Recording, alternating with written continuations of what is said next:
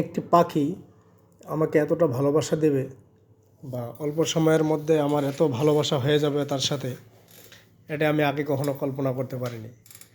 তো আমি গাজীপুর সাফারি পার্কে গেছিলাম ঘুরতে।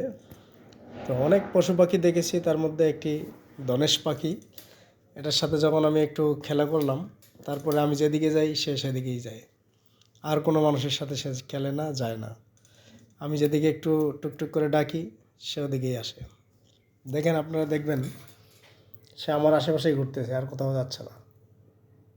আমি সামনে গেলে সেও আমার সাথে সামনে যাচ্ছে, আবার আমি পিছনে গেলেও সে আমার সাথে পিছনে যাচ্ছে।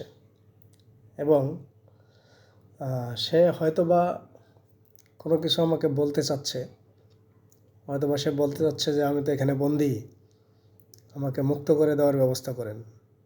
কিন্তু সেটা তো আসলে এই সাফারি পার্ক কর্তৃপক্ষের ক্ষমতার ভিতরে। যদি আমার ক্ষমতায় থাকতো, তবে আমি এই পাখিটাকে অবশ্যই মুক্ত করে তাকে কোনো সাগর বা নদীতে ছেড়ে দিয়ে আসতাম। কারণ এই সমস্ত পাখিদেরকে আল্লাহ তৈরি করেছে খোলামেলা পরিবেশে চলাফেরা করার জন্য, স্বাধীনভাবে চলবে। তাকে আমরা ধরে এই বিভিন্ন পার্কে বা চিড়িয়াখানায় এভাবে বন্দি করে রাখি, তাহলে তো ঠিক হচ্ছে না।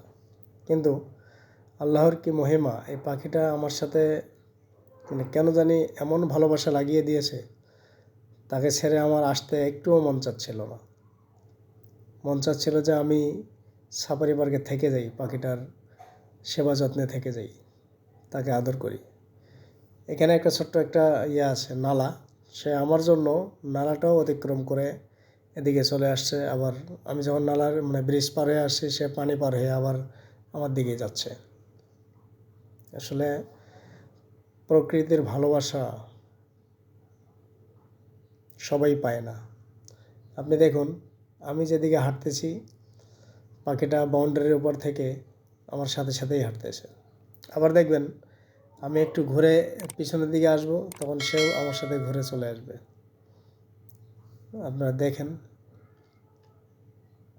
সে হয়তোবা আমাকে কোনো কিছু বলতে চাচ্ছিল, আমি বুঝতে পারিনি। হয়তোবা তার ভাষা, হয়তোবা তার কোনো হেল্প প্রয়োজন ছিল, আমার কাছ থেকে সে আশা করছিল, কিন্তু আমি হেল্পটা করতে পারিনি, বিকজ তার ভাষাটা আমি বুঝতে পারিনি। দেখেন, আমি যেদিকে যাচ্ছি সেও সেদিকেই যাচ্ছে, আমি দাঁড়িয়ে গেলে সেও দাঁড়িয়ে যাবে। অল্প সময়ের জন্য সে আমার মনের ভিতরে এমন ভালোবাসা লাগিয়ে দিয়েছে, তাকে ছেড়ে আমার আসাটা একবারেই অসম্ভব হয়ে গেছিলো।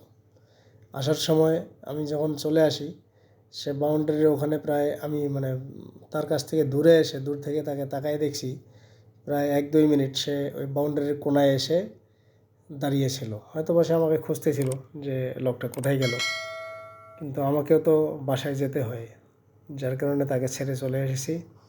তবে খুব শীঘ্রই শুধুমাত্র এই পাখিটির ভালোবাসায় তাকে আমি আবারও দেখতে সাফারি পার্কে যাব। আর কোনো কিছু পশু প্রাণী না দেখলেও শুধু এই পাখিটাকে দেখার জন্য আমি আরেকবার সাফারি পার্কে যাব ইনশাআল্লাহ, খুব শীঘ্রই।